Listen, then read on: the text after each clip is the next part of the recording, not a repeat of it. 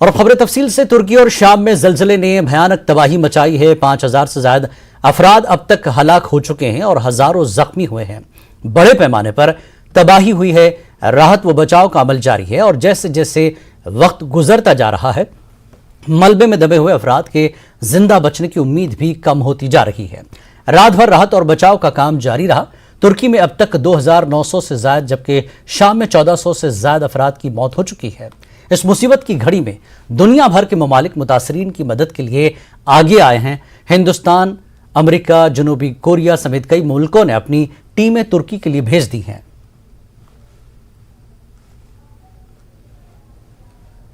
पहली team NDRF की 51 rescues के साथ में आज सुबह 3:09 पे यहां से रवाना हुई। इंडियन एयरफोर्स का प्लेन उनको लेके गया है। उसमें हमारी तमाम इक्विपमेंट है और केनाइन स्क्वाड भी है और 5 महिला रेस्क्यूज भी साथ गए हैं और 3 गाड़ियां हमने साथ भेजी हैं क्योंकि गाड़ियों की वहां थोड़ी दिक्कत हो रही थी।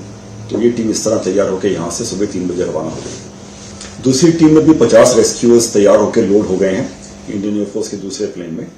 इंटरनेशनल डिप्लॉयमेंट की थोड़ी पूर्व तैयारी में हमने एक 2nd बटालियन कलकत्ता में और एक 8 बटालियन गाजियाबाद में 2 टीमों का निर्माण करके उनको तैयार रखा हुआ था। तो इस समय काम में आई और इन 2 बटालियंस के अधिकारी उनको कमांड कर रहे हैं। और जो 2nd बटालियन कोलकाता की टीम है, उसके कमांडिंग ऑफिसर जो हैं गुरमिंदर सिंह, वो इस पूरे कंटिंजेंट के कमांडर बन के एक डॉक्टर जा रहा है एनडीआरएफ का इन दोनों टीम की सार संभाल के लिए और विक्टिम्स के भी ट्रीटमेंट के लिए। इसके अलावा हमारी टीमों में पैरामेडिक रहते हैं और हमारे तमाम रेस्क्यूअर्स को मेडिकल फर्स्ट रिस्पॉन्डर की ट्रेनिंग होती है ताकि अपना और विक्टिम्स को प्राथमिक उपचार दे पाएं। तो पहली जो साइट है डिप्लॉयमेंट की, वो उस एयरपोर्ट के पास में है। तो वहां एक लिंक ऑफिसर इंडियन एम्बेसी का हमारे लिए उपलब्ध होगा, इंग्लिश स्पीकिंग, और कोई लोकल लाइजन भी उपलब्ध होगी जो उनको बताएंगे कि हमको कहाँ वो पहले काम के लिए डिप्लॉय करना चाहेंगे।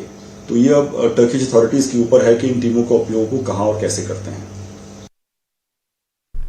पार्लियामेंट ने तुर्की और शाम में होने वाली अमवात पर ताज़ियत और यकजहती का इजहार किया। राज्यसभा के चेयरमैन जगदीप धनखड़ का कहना है कि हिंदुस्तान बहरान की इस घड़ी में तुर्की के साथ खड़ा है और हर मुमकिन मदद फराहम करने की कोशिश कर रहा है।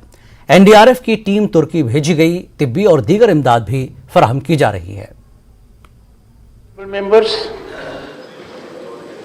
as you might be aware, a massive earthquake measuring 7.8 magnitude on Richter scale ripped through the countries of Turkey and Syria on February 6, 2023, followed by a series of earthquakes which caused huge devastation, loss of precious lives, and damage to infrastructure in both the countries.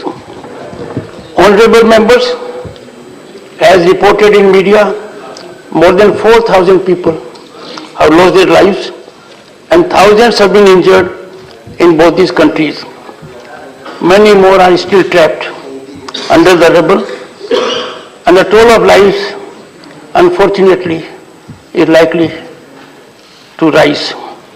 Governments around the world are pledging assistance, deploying search teams, medical squads and equipment, and offering aid.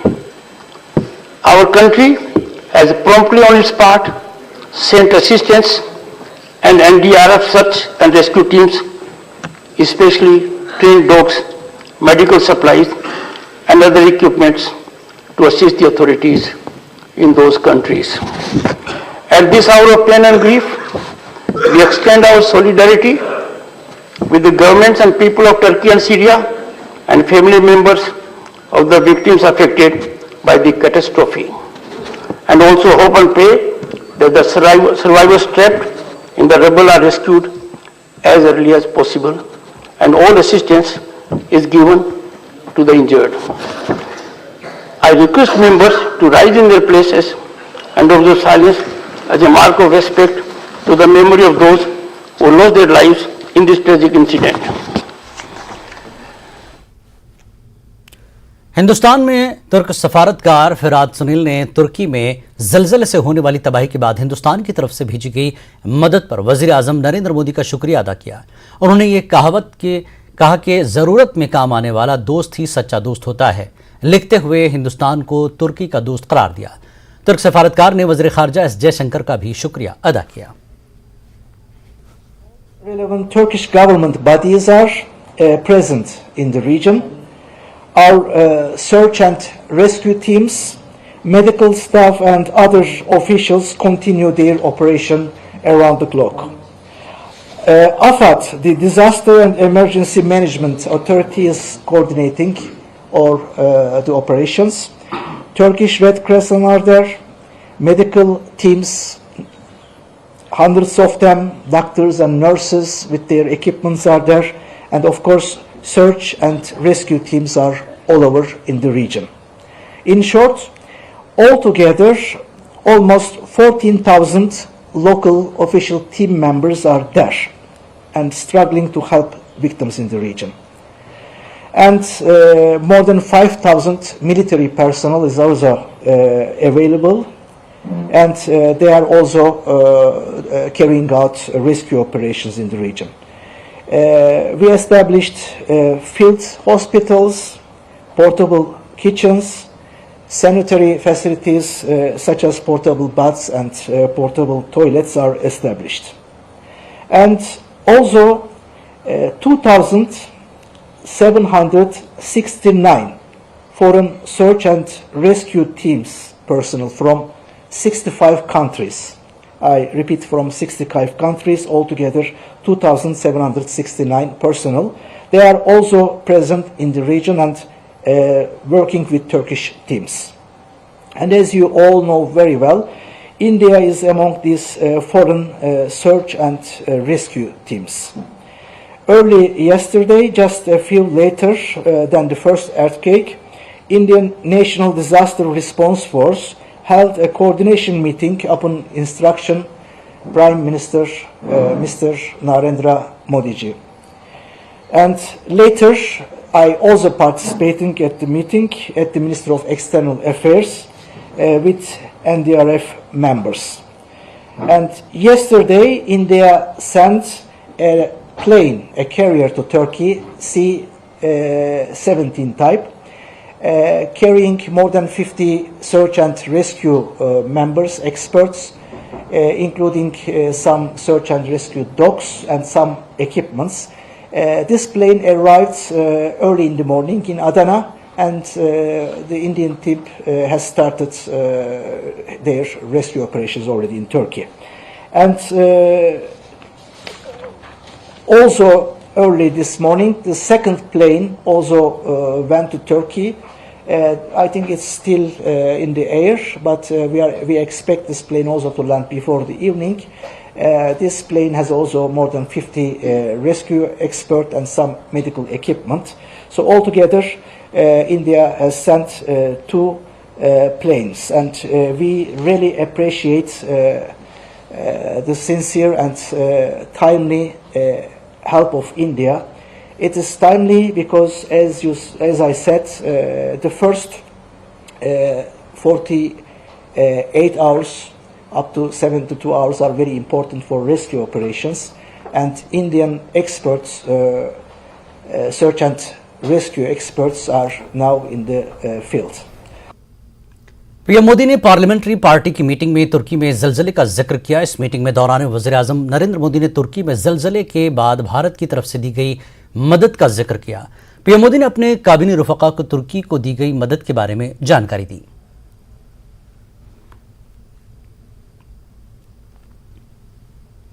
अक़वाम मुत्तहिदा की general assembly में पाकिस्तान ने एक बार फिर कश्मीर का राग अलापा, जिस पर हिंदुस्तान ने उसे करारा जवाब दिया। हिंदुस्तान ने पाकिस्तान को आईना दिखाया। हिंदुस्तानी नुमाइंदे ने कहा कि पाकिस्तानी वफ्द से कुछ नई की उम्मीद नहीं कर सकते जो हिंदुस्तान की सेकुलर साख और अक़दार के ताल्लुक से अदम तहफ़्फ़ुज़ का शिकार है और नफरत रखता है। उन्होंने मजीद कहा कि पाकिस्तान जो भी कहे या माने, पूरा यूटी, जम्मू कश्मीर और लद्दाख हिंदुस्तान का अटूट हिस्सा थे, हैं और रहेंगे।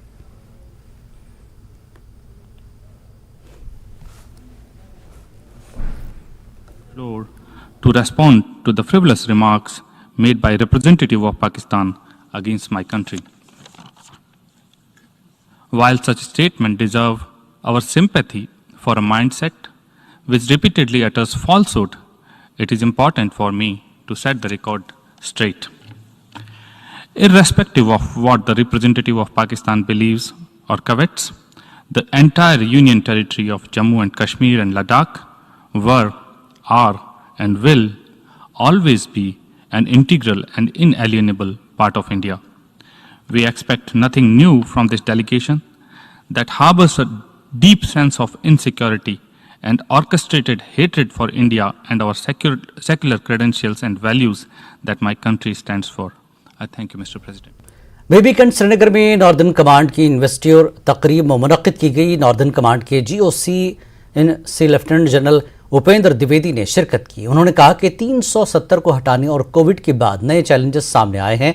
पाकिस्तान प्रॉक्सी वार में समाजी ताने बाने को बिगाड़ने की कोशिश में है। ड्रोन हमले के रोकथाम के लिए इक़दाम किए हैं। चीन से सिफारती और ऑपरेशनल सतहों पर LAC की सूरत हाल को बेहतर करने के इक़दाम जारी हैं। उन्होंने यकीन दहानी कराया कि मशरक़ी लद्दाख में LAC पर फिजिकल गश्त और तकनीकी ज़राए से गलबा हासिल किया जा रहा है और अपनी इलाकाई सालमियत को यकीनी बनाया जा रहा है।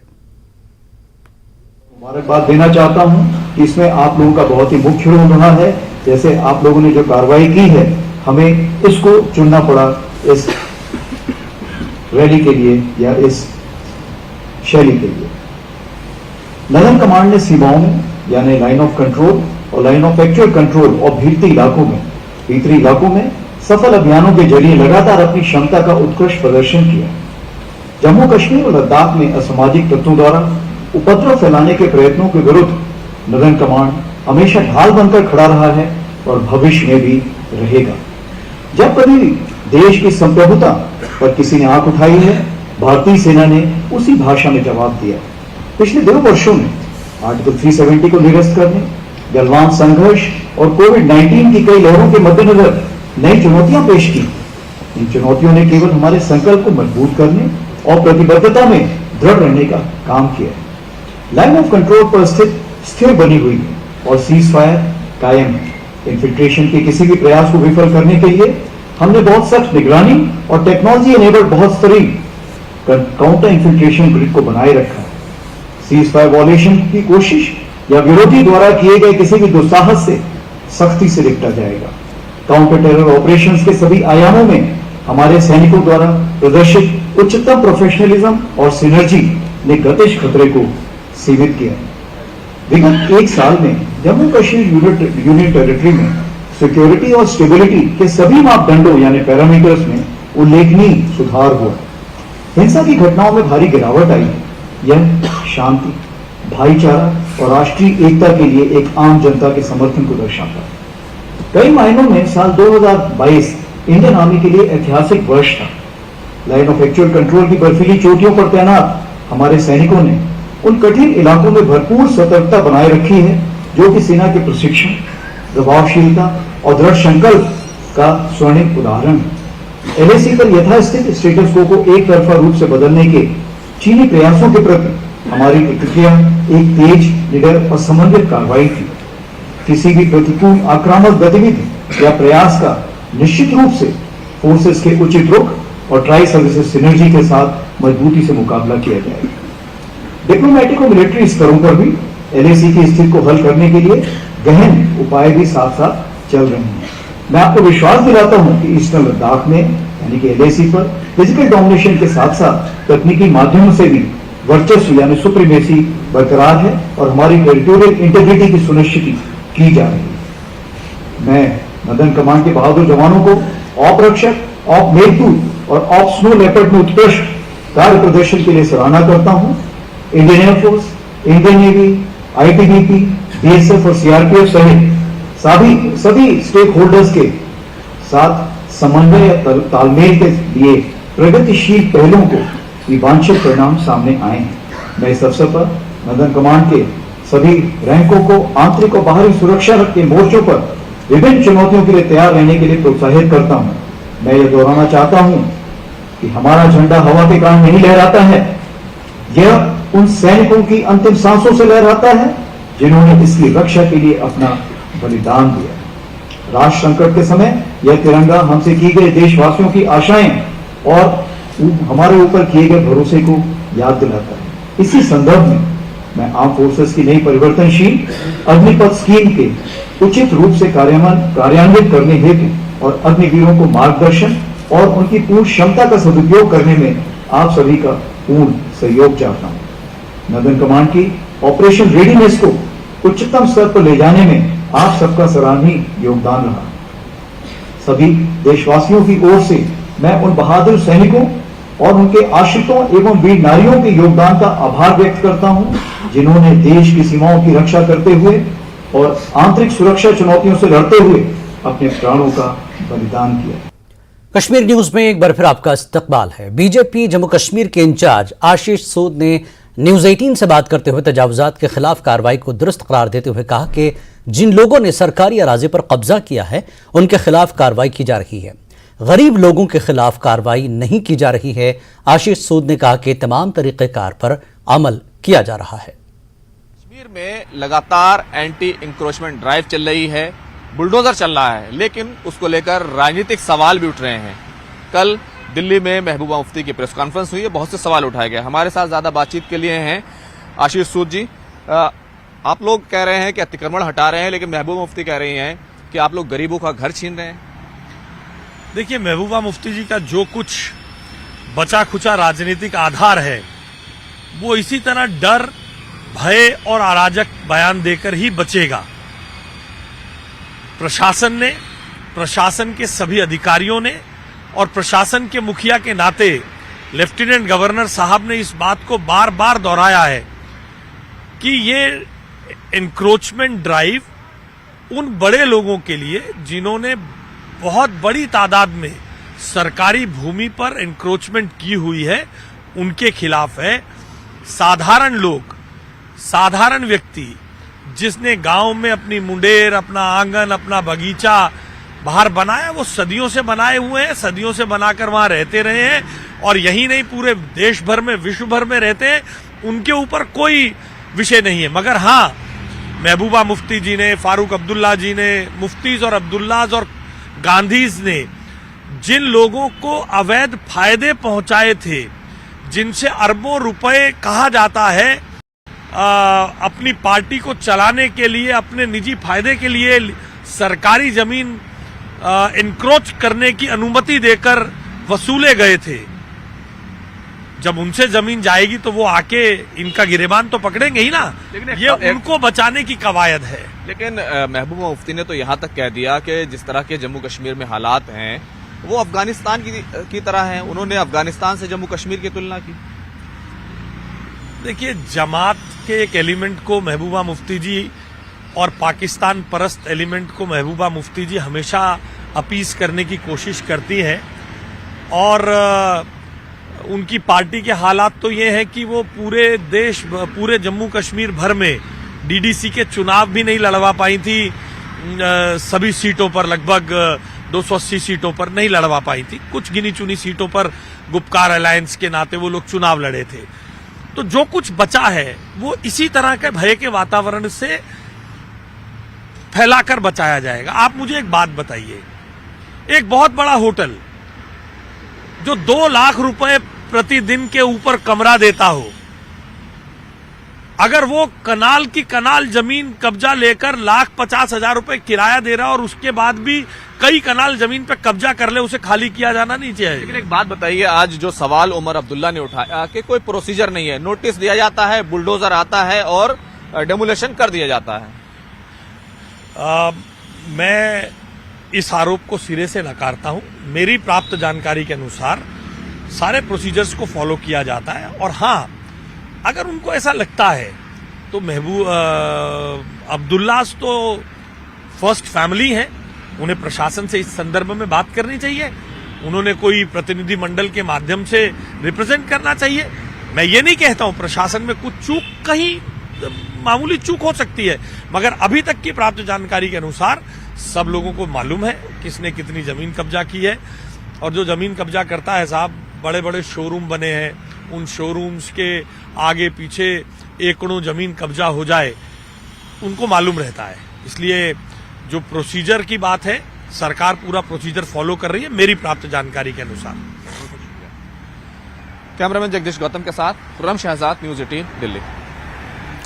एलडी अस्पताल के करीब एसएमसी की इन्फोर्समेंट विंग के हुक्काम और ट्रैफिक पुलिस के कुछ एहलकारों के दरमियान गर्मागर्म बहस हुई। यह वाकया उस वक्त पेश आया जब इन्फोर्समेंट विंग ने एक ट्रैफिक बूथ को गिराने की कोशिश की जो उनके बकौल गैर कानूनी तौर पर तामीर किया गया था। ताहम ट्रैफिक पुलिस ने मदाखलत करने की कोशिश की और इस पूरे वाकये में दोनों के दरमियान लफ्जी नोकझोंक हुई। बाद में एसएमसी ने इस बूथ को मुनहदिम कर दिया। रेडी उठाओ, वो आपसे नहीं उठते, वो आपसे नहीं उठते। डोंट डिक्टेट अस, कैसे उठाए? कैसे उठाए आपने? मुझसे क्या पता? कैसे किया इसको? आपने डिक्टेट कर सकते हैं। मैं बोलता मैं कोई आपके बात क्या करूँ मैं आपसे?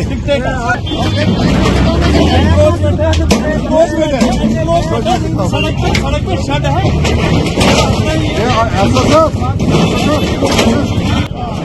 जो आपका चालान और फोटो को दिखा, ये हमारी सिक्योरिटी है, ये हमें सपोर्ट करने चाहिए एनक्रोचमेंट ड्राइव में। बट अनफॉर्चुनेट नहीं है, ये खुद दिखा रहे हैं, खोल के बैटरी खोल के दिखा रहे हैं। ये बाकी कुछ नहीं है। ड्राइव क्या ये गवर्नमेंट के काम में दखल अंदाजी कर रहे हैं, ये एनक्रोचमेंट कर रहे हैं। यहाँ सड़क पे पब्लिक बूथ। किश्तवाड़ में तजावजात हटाने की मुहिम के खिलाफ एहतजाज दर्ज कराया गया। कांग्रेस कारकुनान ने जिला सदर एडवोकेट मोहम्मद आसिफ नकीब की क़यादत में मुजाहरा मुनज़्ज़म किया था। उन्होंने एलजी इंतजामिया के मुबीना अवाम दुश्मन इक़दामात की जमकर मुखालफत की। टूटा हम तब से ही देख रहे हैं, पहले एक चीज तोड़ी फिर दूसरी चीज तोड़ी, अब जो बचे कुछ गरीबों के घर थे अब उन पर हमला करने की कोशिश की जाए। और एक नई चीज जो है हम लोगों को सुनने में मिल रही है कि लैंड ग्रैबर बना दिया गया है यहाँ के लोगों को। अरे कौन सा लैंड ग्रैबर है यार? लोगों ने जिसने भी जमीन ली है किसी न किसी से खरीदी है, कौन सा लैंड ग्रैबर? बीजेपी की यूथ विंग पुलवामा की जानिब बजट पर चर्चा मुनक्किद किया गया। पुलवामा की पार्टी ऑफिस में पार्टी से वाबस्ता नौजवानों ने हालिया मरकजी हुकूमत की जानिब से पार्लियामेंट में पेश किए गए बजट पर बहस की। इस मौके पर बीजेपी के नौजवान कारकुनान ने कहा कि बजट में जम्मू कश्मीर की इंडस्ट्रीज और हैंडीक्राफ्ट को फरोग देने के लिए बढ़ावा देने की बात की गई है, जिससे कश्मीर में नौजवानों को रोजगार फराहम होगा। पहली बार लागू हुआ है पूरे हिंदुस्तान में। उसकी वजह से क्या है, जो हमारे यहाँ पे लोग हैं उनमें बहुत बढ़ावा मिलेगा। जैसे कि यहाँ पे नई नई इंडस्ट्रीज़ पड़ेंगी, हमारे बजट में नई नई इंडस्ट्रीज़ आने वाली है यहाँ पे। जैसे कि वैनिटी मॉल्स पड़ने वाले हैं। वैनिटी मॉल्स में क्या होगा, वैनिटी मॉल्स में यहाँ पे नए नए जो हमारे हैंडीक्राफ्ट्स हैं, हैंडलूम्स है, जो भी यहाँ पे काम करते हैं हमारे लोग, कश्मीर के कारीगर, उनकी चीज़ों को उस वैनिटी मॉल्स में रखा जाएगा ताकि उनको अच्छे दामों पर बेचा जाए। उसके मज़ीद अगर हम बात करें मोबाइल फ़ोन, सेल फोन्स की या बजट की, इस बजट में सेल फोन्स का जो हमारे यहाँ पे चीज़ें हैं, उन जो हमारी यहाँ पे ज़िंदगी में बहुत चीज़ें अहम रोल। शिवसेना बाला साहब ठाकरे ने रामचरितमानस की चौपाई पर मुल्क गिर तनाज़े पर आज जम्मू में प्रेस कॉन्फ्रेंस की। शिवसेना जम्मू कश्मीर के सरबराह मनीष साहनी ने कहा कि कुछ लोग इस पर सियासत कर रहे हैं। उन्होंने मुतालबा किया कि मरकजी हुकूमत इस मवेशियों के बारे में रामचरितमानस की तहकीकात करे और अगर इसमें कुछ गलत पाया जाता है तो उसे तब्दील किया जाए। शिवसेना ने भी आरएसएस सरबराह मोहन भागवत के बयान की हिमायत की है। जब पूरी उसके अंदर आपके तुलसीदास जी ने रामचरितमानस के अंदर ऐसा कुछ नहीं है, तो मात्र ये एक दो चौपाइयों के अंदर विवादास्पद जो है टिप्पणियां की जा रही हैं। विवादास्पद शब्द कहां से आ गए? पहले तो इसकी हमारी मांग है कि इसकी गहन जांच पड़ताल की जानी चाहिए। अगर इसके अंदर कुछ विवादास्पद मिलता है तो उसके अंदर सरकार का फर्ज बनता है, केंद्र सरकार का, कि इस तरह का विवाद खड़ा ना करे, उसके अंदर सुधार करे। भारतीय संविधान जो सबसे बड़ा लोकतंत्र का ग्रंथ माना जाता है, जब उसके अंदर तमाम जातियों को, तमाम धर्मों को, तमाम नागरिकों को एक समान अधिकार दिए गए हैं, तो इस तरह का विवाद उठाना राजनेताओं द्वारा वो संविधान के मूल तंत्र पर सबसे बड़ा प्रहार है। देखिए, श्री मानस की जो चौपाई है, डोल गवार शूद्र पशु नारी सकल ताड़ना के अधिकारी, इसके अंदर शूद्र ही नहीं, नारी जाति जो देश की आधी आबादी है उसको भी सम्मिलित किया गया है। तो इस तरह के विवाद खड़े ना किए जाएं, आपस के अंदर लड़ाने का काम जो है वो राजनीति, स्वार्थ की राजनीति खत्म हो, भाईचारा बना रहे। जम्मू कश्मीर की आइस स्टॉक टीम ने एक तारीखी रिकॉर्ड बनाया है। हाल ही में गुलमर्ग में मुनक्किद होने वाली 9वीं आइस स्टॉक नेशनल चैंपियनशिप में जम्मू कश्मीर की टीम ने 20 में से 16 गोल्ड मेडल जीत लिए। जम्मू कश्मीर टीम की नजरें अब आने वाले खेलों इंडिया पर हैं ताकि और गोल्ड मेडल उसे मिल सके। हमारे assistant news editor Parvez Bhat की एक खास रिपोर्ट।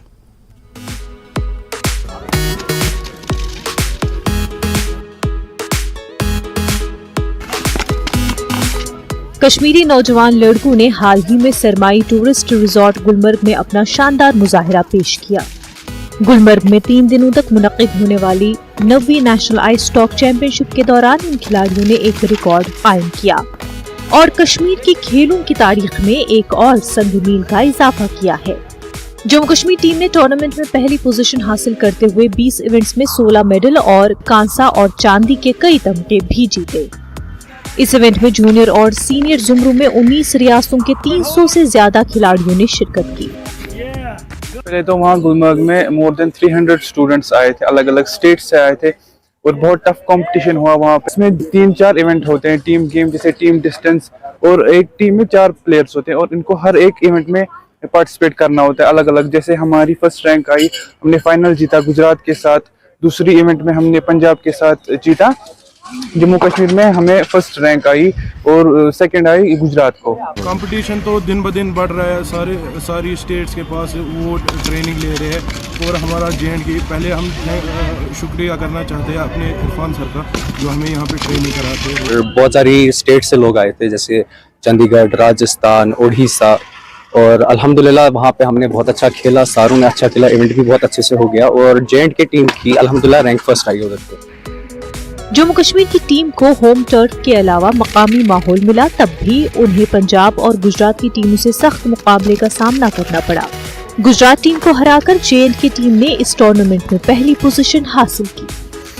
आने वाले दिनों में हमारा नज़दीक तर जो कंपटीशन है वो खेलो इंडिया आने वाला है और Jammu and Kashmir not now वो पिछले IS की 7-8 महीने से ट्रेनिंग कर रहे हैं। JNK ने बहुत हद तक मेहनत की है और इंशाल्लाह हम देखेंगे कि हमारे जो इस बार लूप होल्स कुछ रहे उनको कवर करें और 20 के 20 इंशाल्लाह गोल्ड उठाने की कोशिश करें।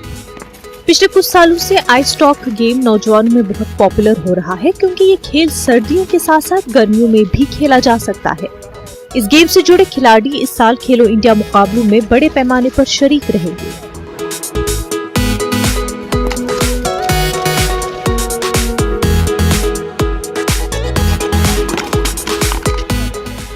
न्यूज़ 18 जम्मू कश्मीर के लिए श्रीनगर से परवेज भट्ट की रिपोर्ट। जम्मू यूनिवर्सिटी ने कैंपस के अंदर इजहार ख्याल की दीवार बनाने का फैसला किया है जिसमें तलबा पेंटिंग्स, कार्टून्स और तहरीर के जरिए अपने ख्यालात और तजावीज़ का इजहार कर सकें। इसके अलावा जम्मू यूनिवर्सिटी मुस्तकबिल में भी इस तरह के मजीद इक़दाम उठाने की कोशिश कर रही है ताकि तलबा अपने ख्यालात और मुतालबात को आगे बढ़ाने के लिए परेशान होने की बजाय इंतज़ामिया तक पहुँचने के लिए मुनासिब तरीका इख्तियार कर सकें। तलबा ने भी यूनिवर्सिटी इंतज़ामिया के इस कदम का खैर मकदम किया है। एक वॉल बनाई जाएगी जिससे पर बच्चे अपना एक्सप्रेशन कर सकते हैं, जो भी उनकी फीलिंग है पेंटिंग के माध्यम से, राइटिंग के माध्यम से। So that will be the wall of expression. बिल्कुल, जो वो भी है वो अपना कर सकते हैं, उस पर लिख सकते हैं, कार्टून के माध्यम से कर सकते हैं, राइटिंग के माध्यम से कर सकते हैं, पेंटिंग के माध्यम से कर सकते हैं। There are many ways to express their feelings. तो जो फीडबैक आएगा उस पर यूनिवर्सिटी काम करेगी। Certainly that is the way जो है टू कलेक्ट जो है the feelings of the students, कर्मचारीज, टीचर्स। देखिए, बहुत अच्छा फैसला है हमारे विश्वविद्यालय के वाइस चांसलर साहब ने ये लिया है और विद्यार्थी इसके अंतर्गत अपने एक्सप्रेशन, जो भी हमारे थॉट रहते हैं, हमारे विचार रहते हैं, हम उनको एक्सप्रेस करेंगे कहीं ना कहीं। जैसे सोशल मीडिया के थ्रू हम अपने जो हमारे थॉट रहते हैं उनको हम एक्सप्रेस करते हैं, वहीं विश्वविद्यालय के अंदर, यूनिवर्सिटी के अंदर भी हम जो एक इनिशिएटिव जो है जम्मू यूनिवर्सिटी के वाइस चांसलर द्वारा लिया गया है उसको हम लोग एक्सप्रेस करेंगे। और बहुत सारे ऐसे थॉट रहते हैं जो दूसरे विद्यार्थी, एक विद्यार्थी के दूसरा विद्यार्थी कोई थॉट पढ़ता है, कोई अच्छा विचार आता है, तो डिफरेंट टाइप की चीज़ें। बिल्कुल। और एक जिसको हम कहते हैं कि एक बहुत अच्छा इनिशिएटिव जो हमारे वाइस चांसलर साहब ने लिया है और बहुत अच्छी चीज़ है और हम लोग विद्यार्थी इसका स्वागत करते हैं और we are very much excited कि इस प्रकार का इनिशिएटिव जो है हमारे वाइस चांसलर साहब ने लिया हुआ है। इसमें बहुत ज़्यादा फ़ायदा होने वाला है। जो VC साहब ने जो भी ये रखा हुआ है वॉल ऑफ एक्सप्रेशन का, जो बच्चे यहाँ पे स्टूडेंट्स पढ़ रहे हैं वो अपने थॉट्स वगैरह लिख सकते हैं, जो उनमें मन में जो अच्छा लगे वो चीज़ वहाँ पे लिख सकते हैं, वो सबके सामने एक्सप्लोर कर सकते हैं, देख सकते हैं लोग कार्टून के माध्यम से, किसी के माध्यम से लिख सकते हैं। हाँ, मैनेजमेंट और स्टूडेंट में गैप कम होगा इससे, हो सकता है। अगर ये कोशिश जारी रहेगी तो ये बहुत जल्दी खत्म हो सकता है। राइट ऑफ एक्सप्रेशन एक मौलिक हक है जो इस देश में तमाम सिटीजन्स को मिला हुआ है, लेकिन इसी कड़ी में एक कदम आगे बढ़ाते हुए जम्मू यूनिवर्सिटी ने यूनिवर्सिटी कैंपस में ही वॉल ऑफ एक्सप्रेशन बनाने का फैसला लिया है। मकसद साफ है कि स्टूडेंट को एक अपॉर्चुनिटी देनी है ताकि अपने थॉट्स को, अपनी बातों को वो मैनेजमेंट तक पहुंचा पाएं, और स्टूडेंट्स ने भी इसका वेलकम किया है। कैमरामैन आशु के साथ राजन वैद, न्यूज़ 18।